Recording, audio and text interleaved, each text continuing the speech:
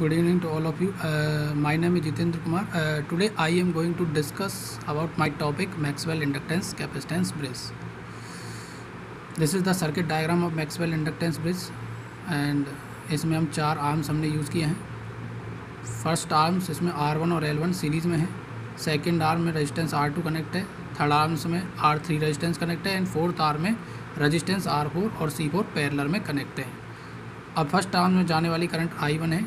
Second arm जब balance condition आएगी तो यही सेम करंट I1 इस थर्ड आर्म्स में जाएगी और जब सेकंड आर्म से जो करंट जाएगी I2 वही करंट सेम करंट हमारी इस फोर्थ आर्म्स में जाएगी. यानी कि I2 जो होगी यहाँ पे फेजर सम होगी IR और I4 का. ठीक है. और इसमें R1 L1 ये हमारे अननोन रेजिस्टेंस इंडक्टेंस है जिनकी वैल्यू हमें फाइंड आउट करनी है. C4 यहाँ पे एक स्टैंडर्ड कैपेसिटर हमने यूज किया है. तो बैलेंस कंडीशन में हमने देखें हमने यूज़ किया Z1 Z4 equal to Z2 into Z3 होगा. सो Z1 हमारा हो गया हमारा R1 plus J omega L1 और Z4 ये हो गया हमारा जो कि रेजिस्टेंस और कैपेसिटर का पैरेलल कॉम्बिनेशन होगा और ये R2 इंटू R3 होगा. So solving out the equations and we compare the real part and imaginary part. So compare the real part R1 R4 equal to R2 R3. So we find out the value of R1 R2 R3 upon R4 and compare the imaginary part and we find out the value of L1 equal to C4 R2 R3. So quality factor in this omega L1 upon R1 equal to omega C4 equal to R4. So this up now we are going to discuss the phasor diagram of Maxwell inductance capacitance bridge. So first of all we draw the I1 current. First सबसे पहले अपन इसमें first branch की बात कर रहे हैं जिसमें I1 current flow हो रही है. तो ये हमने ड्रॉ करी फर्स्ट I1 करंट ड्रॉ करी. अब हम जानते हैं कि जो रेजिस्टेंस के कारण जो ड्रॉप होता है वो करंट की डायरेक्शन में होता है. तो इसमें R1 रेजिस्टेंस के कारण जो ड्रॉप होगा I1 इंटू R1 तो वो भी इसके डायरेक्शन में होगा. और ये हो गया हमारा इंडक्टेंस के कारण drop. This is goes to I1 into omega L1 और हमने यहाँ से इसको मिला दिया. This is the E1. ठीक है. This is the E1. Now उसके बाद बैलेंस कंडीशन में हम जानते हैं कि जो E1 बराबर क्या होता है E2 होता है. तो E2 में जो करंट फ्लो हो रही है दैट इज़ I2. अब ये E2 करंट यहाँ पे कैसे आई देखो. अब ये I2 करंट यहाँ पे कैसे आई तो इसको अपन बताते हैं. तो उसके लिए अपन देखते हैं कि जो अब बात कर लेते हैं पहले E3 की. तो E3 में जो ड्रॉप होगा वो कितना होगा I1 इंटू R3 होगा क्योंकि बैलेंस कंडीशन में I1 और I3 दोनों बराबर होते हैं. अब I1 इस डायरेक्शन में है तो इसमें I3 भी इसी डायरेक्शन में होगी. ठीक है. तो इसका मतलब इसमें जो ड्रॉप होगा रेजिस्टेंस के कारण हो गया हमारा I1 इंटू R3. ये हो गया हमारा रेजिस्टेंस के कारण ड्रॉप. अब बात कर लेते हैं अपन इसमें I4 जो चौथी ब्रांच में जो करंट है वो कितनी करंट जाएगी दैट इज़ I2 करंट जाएगी. और I2 हमारा क्या होता है फेजर सम होता है. यहाँ पे I2 हमने क्या है फेजर सम है उसके अकॉर्डिंग IC और IR का. तो हमने जो IR जो है ये रेजिस्टेंस के कारण है.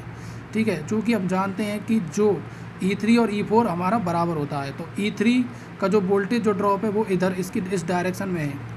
तो E4 का जो वोल्टेज जो ड्रॉप है वो भी इसी डायरेक्शन में होगा और उसमें जो रेजिस्टेंस का जो ड्रॉप होगा वो इधर ही होगा क्योंकि हमारी IR करंट इधर है. तो इसमें जो रेजिस्टेंस के कारण जो ड्रॉप होगा वो इधर ही होगा that is IR into R4. तो ये हमने IR ड्रॉ कर दी. और IC जो कैपेसिटर के कारण जो करंट होगी वो ठीक 90 डिग्री पर होगी. अब इन दोनों का हमने फेजर सम ले लिया IC और यहाँ पे IR का फेजर सम ले लिया. तो वो कितना आ गया दैट इज़ कंप्लीट I2 आ गया. अब हम जानते हैं कि I2 में जो की डायरेक्शन में जो रेजिस्टेंस के कारण जो ड्रॉप होगा that is I2 into R2 और इसको अपन क्या बोलते हैं E2. तो यहाँ इस पॉइंट पे E1 बराबर क्या हो जाएगा E2 हो जाएगा और इस पॉइंट पे हमारा क्या हो जाता है E3 बराबर क्या हो जाता है E4 होता है. ठीक है. E3 बराबर I1 इंटू R3 और E4 बराबर हो जाएगा IR इंटू R4.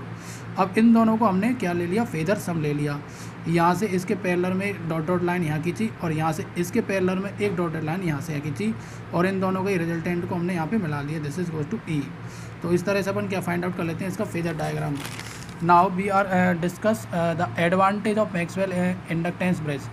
हम देखते हैं कि सबसे पहली एडवांटेज जो है कि इसमें जो फ्रिक्वेंसी का जो पार्ट है वो अपीयर ही नहीं है. फ्रिक्वेंसी होती नहीं है. जो भी हमारी फाइनल एक्सप्रेशन आती है R1 और L1 में उसमें फ्रिक्वेंसी का कोई भी टर्म होता नहीं है. इसका मतलब ये है कि ये फ्रिक्वेंसी पे डिपेंड नहीं करती है. और ये जो ब्रिज है this bridge is very useful for wide range of measurement of inductor.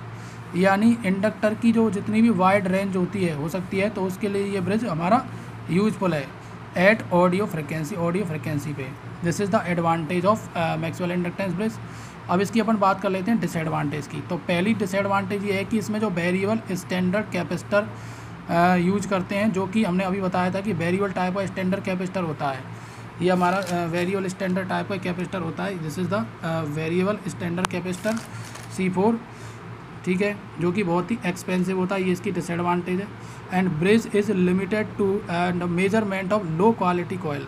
और ये जो ब्रिज है तुम्हारा, ये कहाँ तक सीमित है? मैक्सवेल जो ब्रिज होता है वो ये, इसमें जो क्वालिटी फैक्टर की जो वैल्यू है 1 और 10 के बीच में होती है। यानी कि ये 1 से 1 से कम वैल्यू की जो क्वालिटी की जो वैल्यू होगी, यानी 1 से कम, तो उस वैल्यू को ये ब्रिज मेजर नहीं कर सकता। तो फ्रॉम दिस, इस तरह से हम ये कंक्लूजन निकालते हैं कि मैक्सवेल ब्रिज क्या होता है, वो सूटेबल है केवल मीडियम क्यू कॉइल्स के लिए। ये ब्रिज क्या है? सूटेबल है। ओके, अगर इस टॉपिक में किसी को कोई प्रॉब्लम है तो प्लीज़ कमेंट करके बताएं। और अगर ये वीडियो आपको अच्छा लगा है तो प्लीज़ लाइक करें, शेयर करें, सब्सक्राइब करें। थैंक यू, जय हिंद।